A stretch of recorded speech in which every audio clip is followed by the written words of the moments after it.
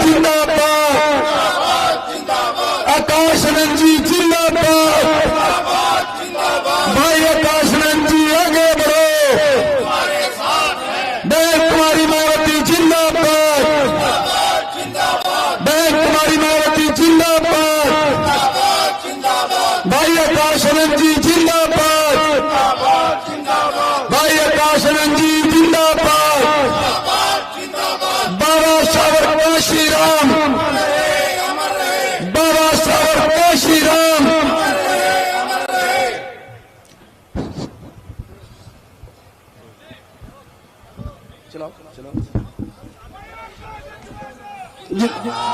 इनाला बसपा गठबंधन जिंदाबाद, इनाला बसपा गठबंधन जिंदाबाद, भाई हरविलास जी जिंदाबाद। साथियों, आदरणीय सुरजीत राणा जी, आज के हमारे chief guest Bahujan Samaj party के राष्ट्रीय कोऑर्डिनेटर माननीय आकाश आनंद जी का पगड़ी पहनाकर स्वागत करते हुए और साथियों से मैं निवेदन करना चाहूंगा, बड़ी माला से हमारे आज के चीफ गेस्ट माननीय राष्ट्रीय कोऑर्डिनेटर श्री आकाश आनंद जी का और माननीय हमारे केंद्रीय प्रभारी श्री रणधीर सिंह जी बेनीवाल, हरियाणा, पंजाब और चंडीगढ़ के प्रभारी वेलकम करेंगे बड़ी माला के साथ। साथियों, इनाला बसपा गठबंधन जिंदाबाद, बहन कुमारी मायावती जी जिंदाबाद, चौधरी ओम प्रकाश चौटाला जी जिंदाबाद, भाई अभय चौटाला जी जिंदाबाद, माननीय आकाश आनंद जी जिंदाबाद, भाई हरविलास रज्जू महाराज जी जिंदाबाद, इनाला बसपा गठबंधन जिंदाबाद, बाबा साहब डॉक्टर भीमराव जी अम्बेडकर अमर रहे, श्याम मान्यवर कांशीराम जी अमर रहे, स्वर्गीय ताऊ देवीलाल जी अमर रहे।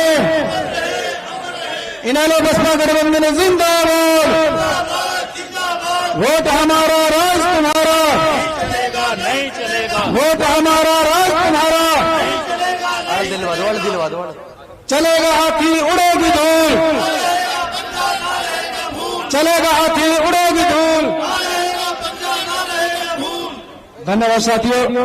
आप साथियों में हमारे भावी विधायक माननीय हरविलास रज्जू माजरा जी से निवेदन करना चाहूंगा, माननीय प्रभारी एडवोकेट श्री गुरुमुख सिंह जी, माननीय आज के चीफ गेस्ट राष्ट्रीय कोऑर्डिनेटर बहुजन समाज पार्टी श्री आकाश आनंद जी को स्वागत करेंगे, वेलकम करेंगे हमारे भावी विधायक हरविलास रज्जू माजरा जी और प्रदेश के प्रभारी एडवोकेट श्री गुरुमुख सिंह जी। इनाला बसपा गठबंधन जिंदाबाद और हमारे भावी विधायक गठबंधन के हमारे प्रत्याशी एडवोकेट हरविलास रज्जू माजरा जी, हमारे आज के चीफ गेस्ट माननीय श्री आकाश आनंद जी को हल देकर वेलकम करेंगे, स्वागत करेंगे। इनाला बसपा गठबंधन जिंदाबाद। और साथियों, माननीय हमारे आज के केंद्रीय प्रभारी हरियाणा, पंजाब, चंडीगढ़ के प्रभारी माननीय श्री रणधीर सिंह बेनीवाल साहब को आदरणीय शीशपाल जी चंदेड़ी, अध्यक्ष इंडियन नेशनल लोकदल पार्टी और स्वयं में जिलाध्यक्ष बसपा वेलकम करेंगे, स्वागत करेंगे।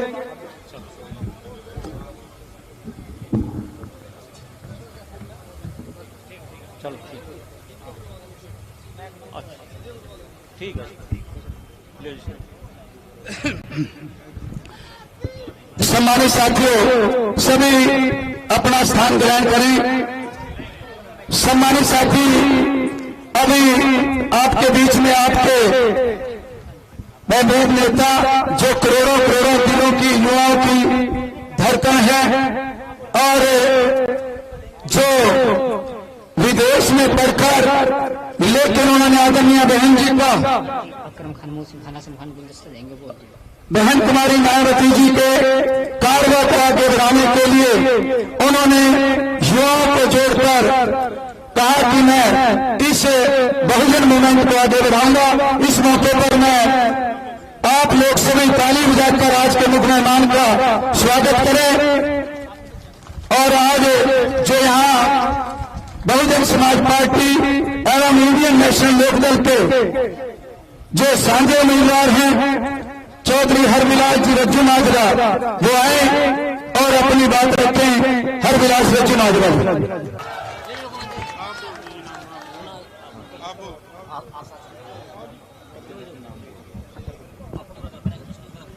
मैं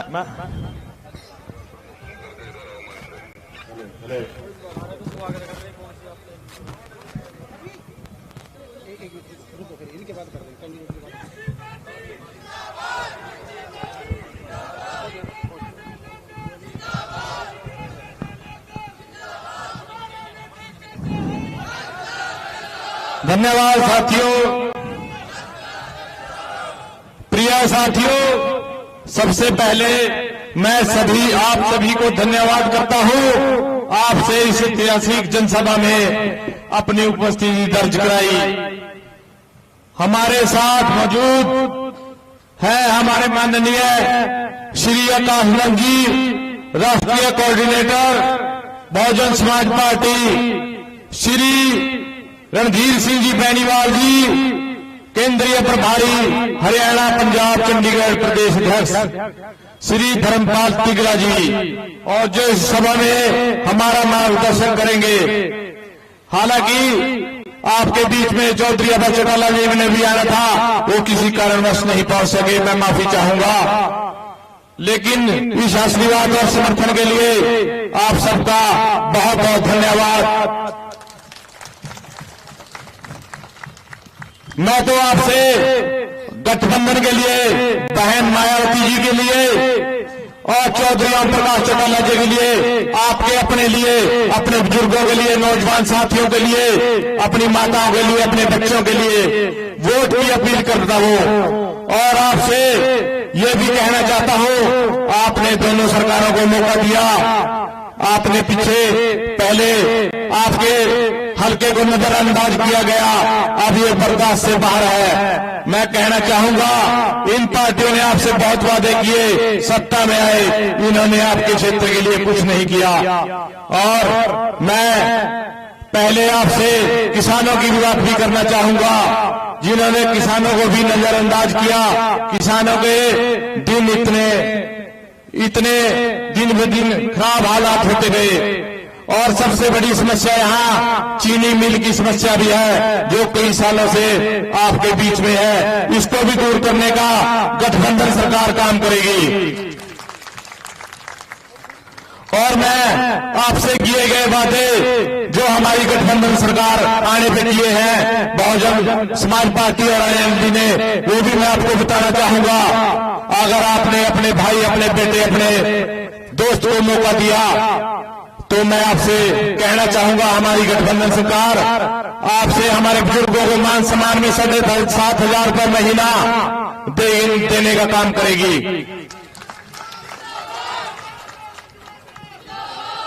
और अपनी माताओं बहनों को जो रसोई में दिन रात काम करती है, सुबह दोपहर शाम को, उनको भी मान सम्मान में 1100 रुपये रसोई का खर्च और एक सिलेंडर फ्री में दिया जाएगा महीने का। और जो ये पोर्टल नई स्कीम चलाई हुई है सरकार ने बेकार की, ये भी बंद करने का काम करेंगे।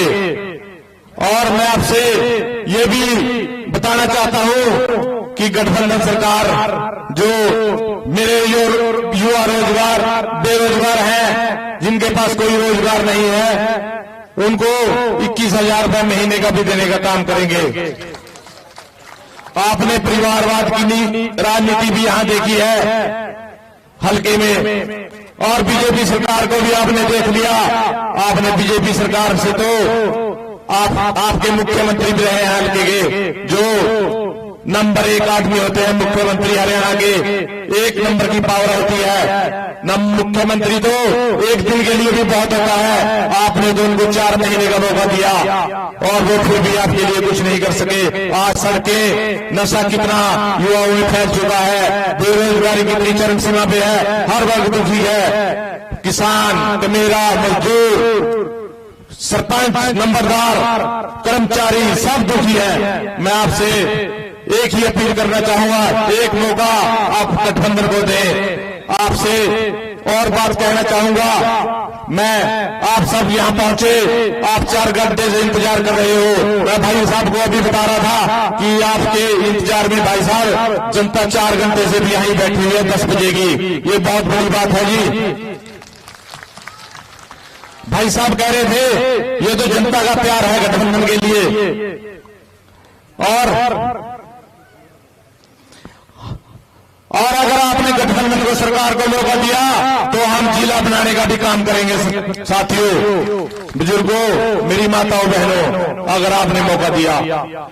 और मैं आपसे एक बेनती और करना चाहूंगा, मेरे पास सबके नाम नहीं लिए गए, माफी चाहूंगा, सबका धन्यवाद नहीं किया गया। सबके पास मैं कॉल नहीं कर सकता, सबके साथ फोन नहीं कर सकता, क्योंकि चुनाव का समय है। साथियों, मेरा बेटा जो बोर्डिंग स्कूल में भी पढ़ता है, मेरे पास उसका फोन भी नहीं उठाया जाता। उसका टाइम है 10 बजे से लेकर 4 बजे तक का। 6 क्लास में पढ़ता है मेरा बेटा। साथियों, मैं आपको बताना चाहता हूँ, बुजुर्गों, नौजवान, मेरे पास उसका फोन उठाने के लिए भी समय नहीं मिलता। मैं चाहता हूं एक बार मुझे आपके प्यार का और आशीर्वाद का कर्ज चुकाने का मौका मिले।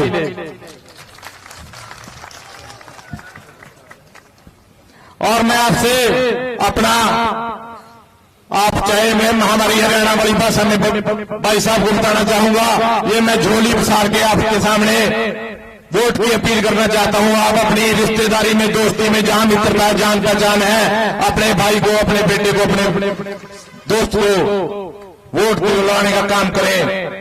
और मैं उनका भी धन्यवाद करना चाहूंगा जो किसी कारण साधा में नहीं आ सके, पहुंच सके। मैं आप सबसे कहना चाहूंगा, उनको कहीं ना कहीं आपको मिले कोई ना कोई गांव का साथी, सभी गांव से आए हुए हैं, हल्के से आए हुए हैं, उनको मेरी राम राम नमस्ते कहना, क्योंकि कहीं ना कहीं वो सोचेंगे आपके बेटे को, गठबंधन को वोट देने के लिए। आप अपील करना, कोई बात नहीं, सभी नहीं पहुंच सकते। सबका बहुत बहुत धन्यवाद, आपने मेरी बात सुनी।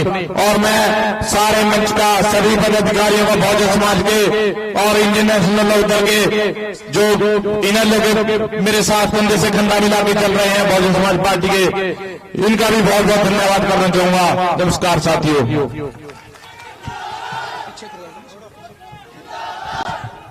धन्यवाद साथियों।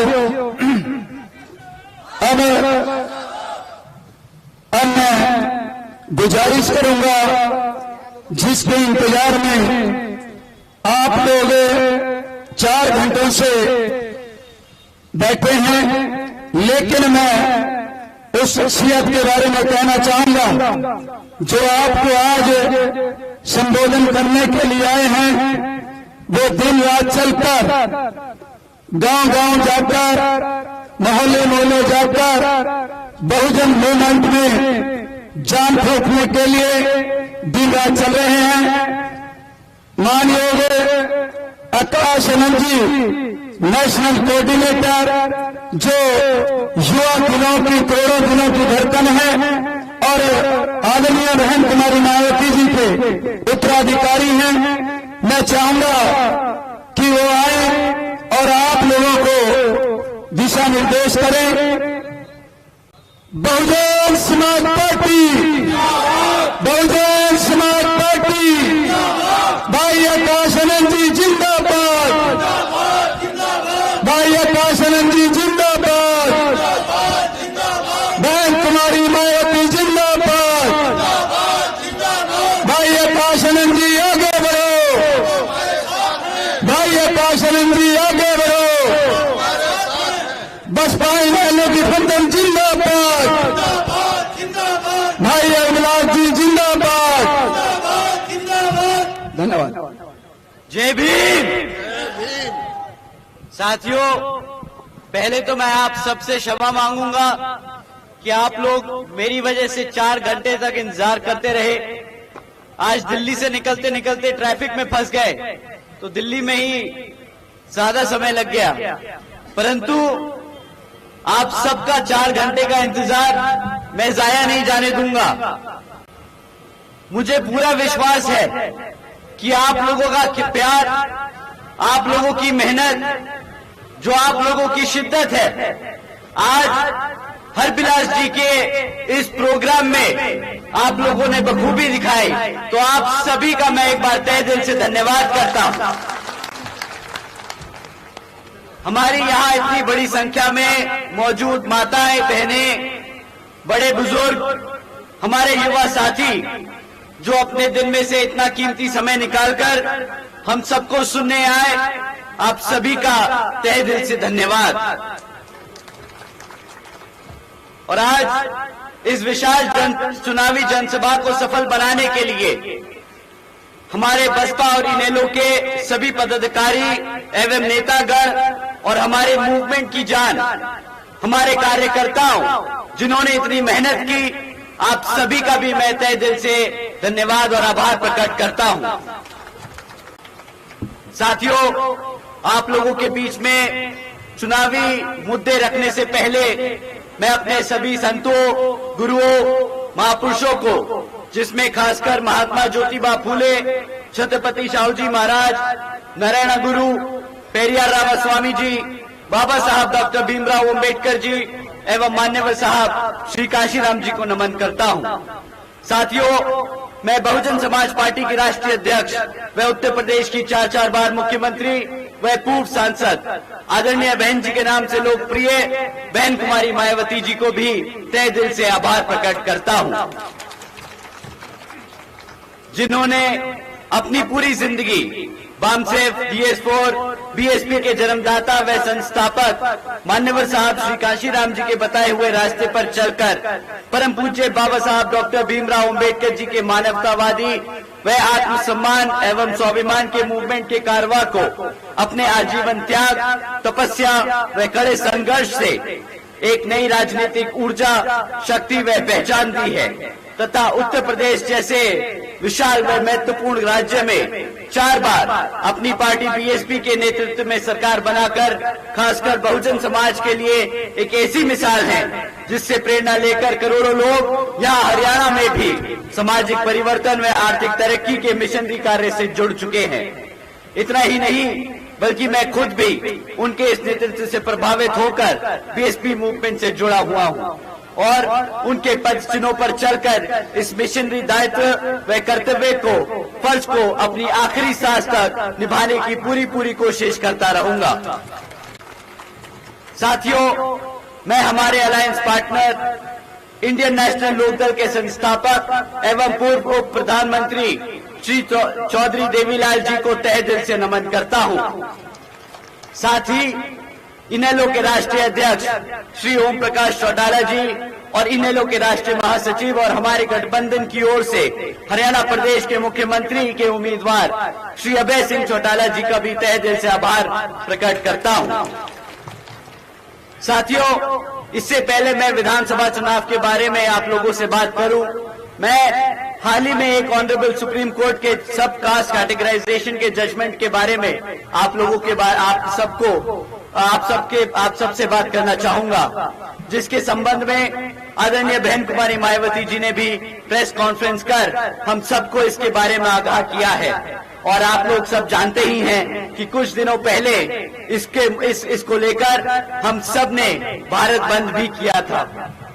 साथियों, इस जजमेंट के तहत अब राज्य सरकारें SC ST के अंतर्गत अपने राज्य में अपने राजनीतिक लाभ के लिए अपनी मर्जी से किसी भी SC ST जाति को आरक्षण का लाभ दे सकती है और अपनी ही मर्जी से वो लाभ छीन भी सकती है, ये कहकर कि ये जाति के लोग पैसे से संपन्न हैं तो इनको आरक्षण की जरूरत नहीं।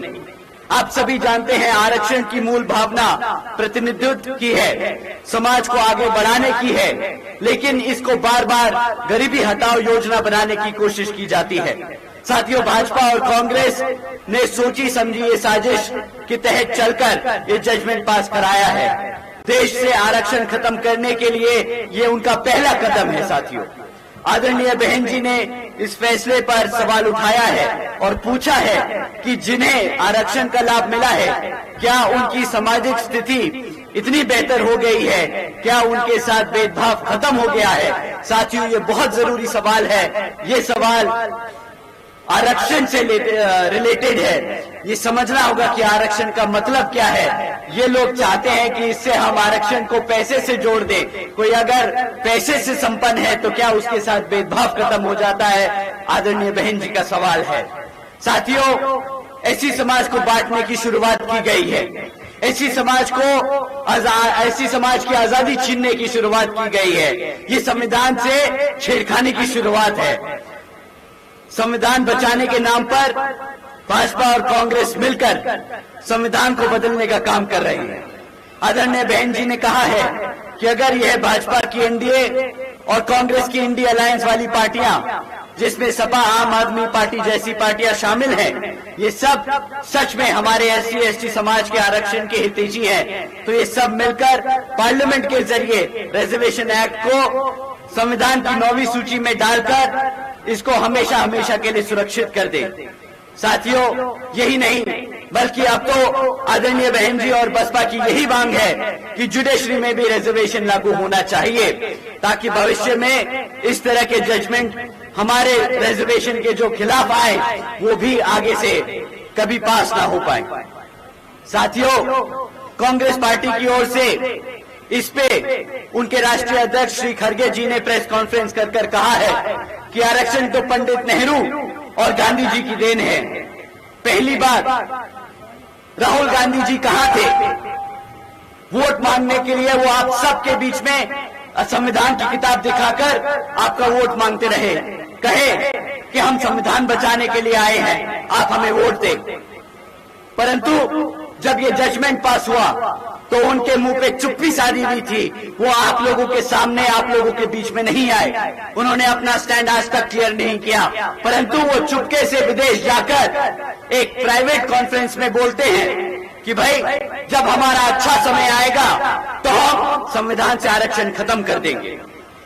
अब साथियों, इनका सच आप लोगों के सामने है। ये लोग जो आपको किताब दिखाकर संविधान की आरक्षण बचाने की बात करते थे, आज वो आपके सामने खुद बोलते हैं कि अगर उनको मौका मिला तो सबसे पहले वो आपका आरक्षण खत्म करने का काम करेंगे।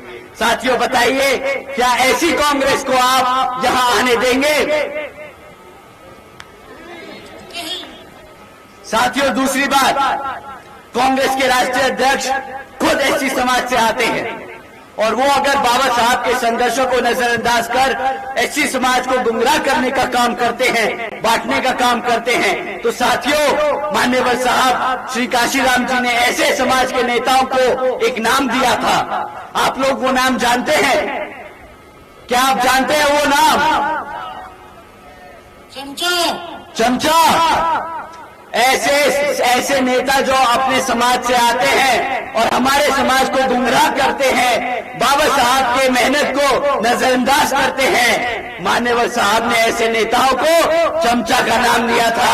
आज कांग्रेस पार्टी और भाजपा में ऐसे चमचे भरे पड़े हैं।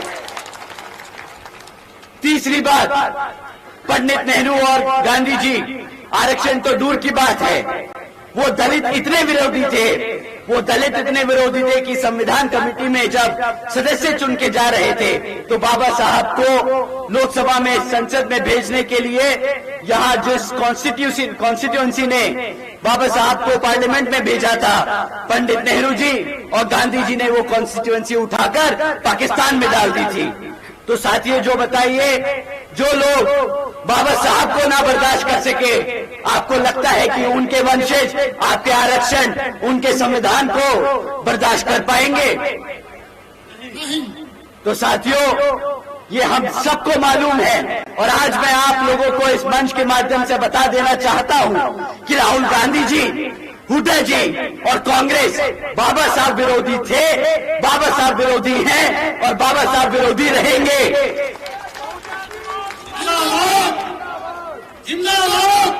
राहुल गांधी जी, हुड्डा जी और कांग्रेस दलित और आरक्षण विरोधी थे, दलित और आरक्षण विरोधी हैं और दलित और आरक्षण विरोधी रहेंगे।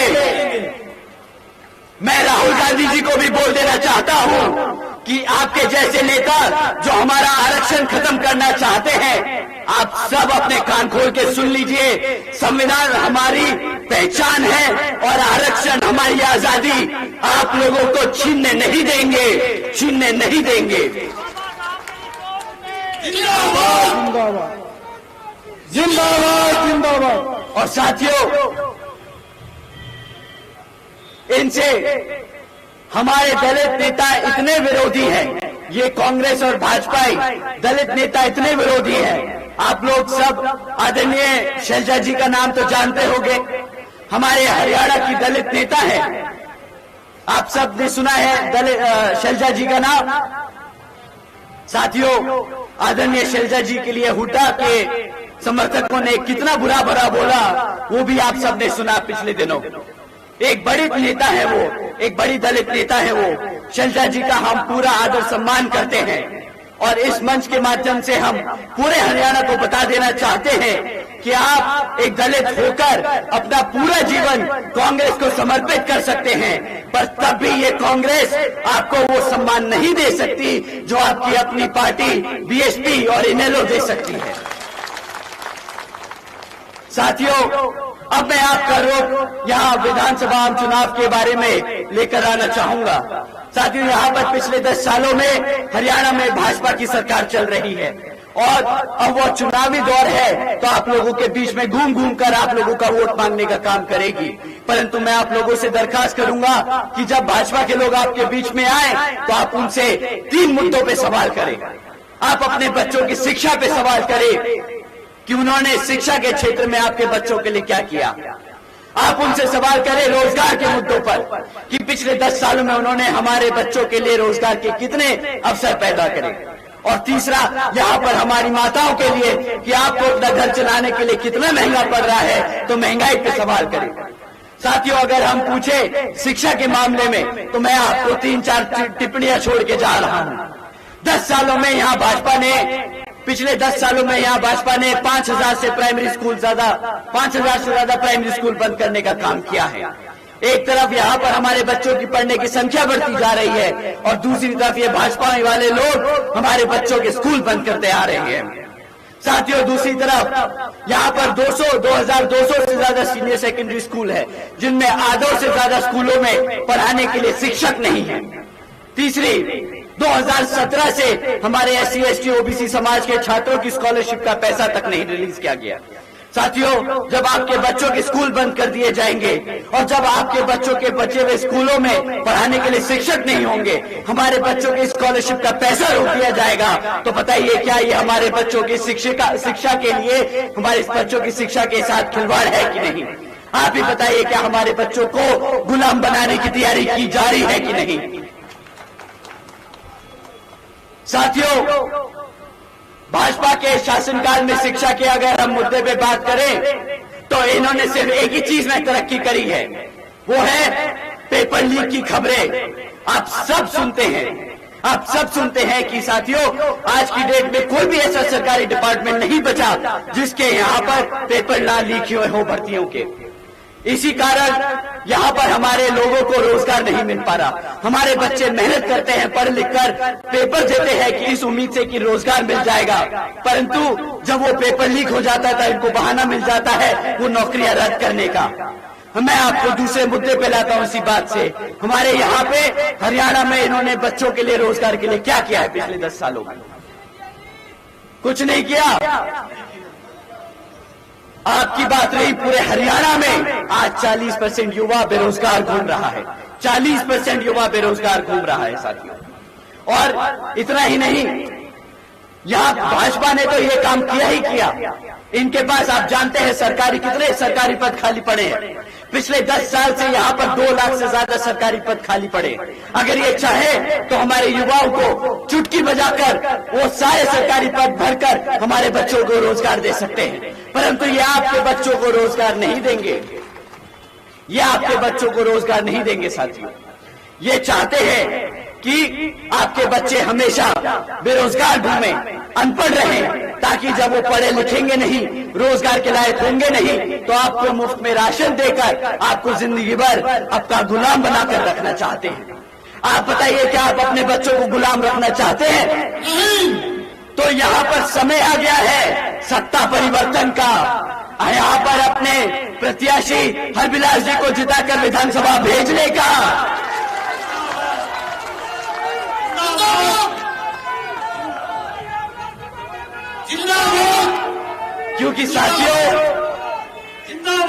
क्योंकि साथियों मैं जानता हूं यहाँ हरबिलास जी ने हमें बताया था कि भैया अगर यहाँ की जनता हमें विधानसभा भेजने का काम करेगी तो सबसे पहले यहाँ पर जो सरकार ने कौशल विकास निगम जैसी योजनाएं चला रखी है जिसके तहत वो हमारी पक्की नौकरी को कच्चा कर रहे हैं, सबसे पहले हम ये खत्म करेंगे और हमारे युवाओं को पक्का रोजगार देने का काम करेंगे।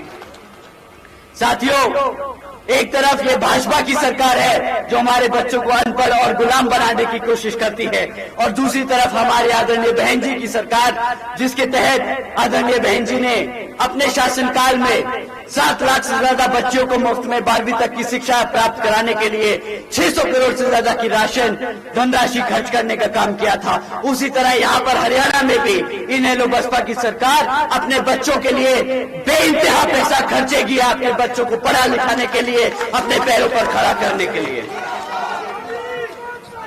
साथियों, इतना ही नहीं बल्कि जिस तरह आदरणीय बहन जी ने अपने राज्य में यूपी में अपने शासनकाल में 90,000 से ज्यादा शिक्षकों को रोजगार दिया था, 1 लाख से ज्यादा अधिक सफाई कर्मचारियों को रोजगार दिया था, 2 लाख से अधिक जवानों को पुलिस फोर्स में भर्ती किया था और 30 लाख से अधिक अपर कास्ट के विभिन्न समाज के साथियों को सरकारी विभिन्न नौकरी देने का काम किया था। उसी तरह यहाँ हरियाणा में भी इनेलो बसपा की सरकार आपको करोड़ों की संख्या में रोजगार देने का काम करेगी। इतना ही नहीं साथियों, बल्कि आदरणीय बहन जी के शासनकाल के दौरान बसपा की सरकार ने कृषि एवं संबंधित कार्यों में मिनिमम वेजेस को 55 रुपए से बढ़ाकर 100 रुपए प्रतिदिन करने का काम किया था।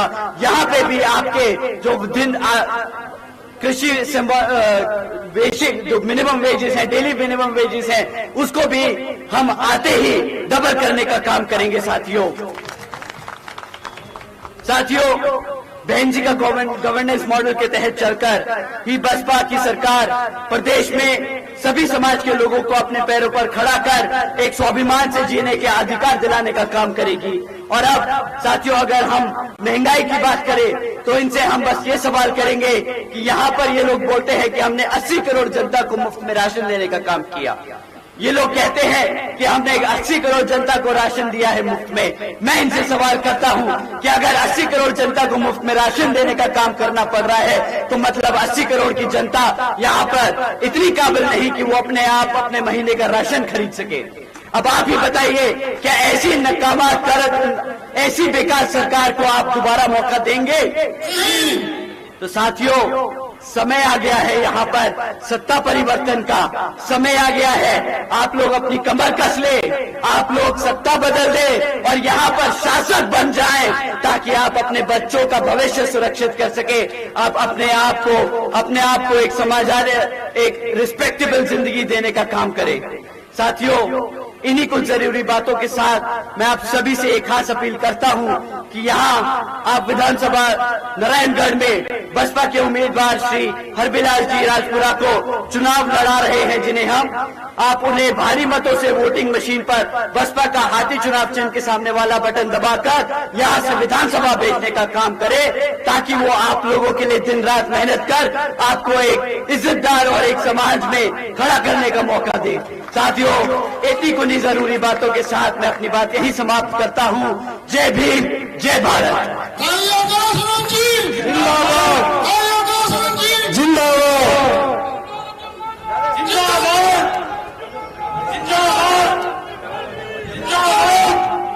इनाला बसपा गठबंधन जिंदाबाद, माननीय कासनम जी जिंदाबाद, बहन कुमारी मायावती जी जिंदाबाद, चौधरी ओम प्रकाश चौटाला जी जिंदाबाद, भाई अभय चौटाला जी जिंदाबाद, माननीय कासनम जी जिंदाबाद, भाई हरप्रकाश माजरा जी जिंदाबाद, नरेंद्र का एमएलए कैसा हो, नरेंद्र का विधायक कैसा हो,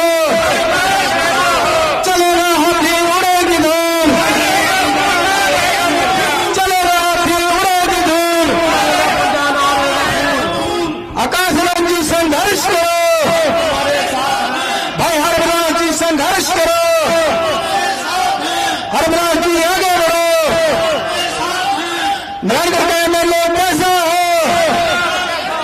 नारायणगढ़ का विधायक कैसा हो, माननीय कासनन जी जिंदाबाद, बहन कुमारी मायावती जी जिंदाबाद, बाबा साहब डॉक्टर भीमराव अम्बेडकर अमर रहे, साहब मान्यवर कांशीराम जी अमर रहे, स्वर्गीय कांवर देवीलाल जी अमर रहे, माननीय अनंत चौटाला जी जिंदाबाद, माननीय कासनन जी जिंदाबाद, भाई हरदास जी जिंदाबाद।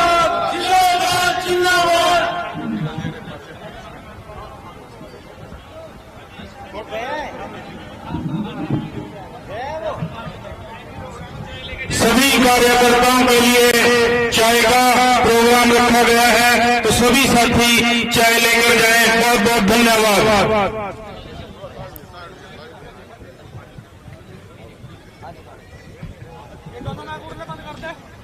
सभी कार्यकर्ताओं के लिए चाय और पकौड़े का इंतजाम किया गया है, तो सभी का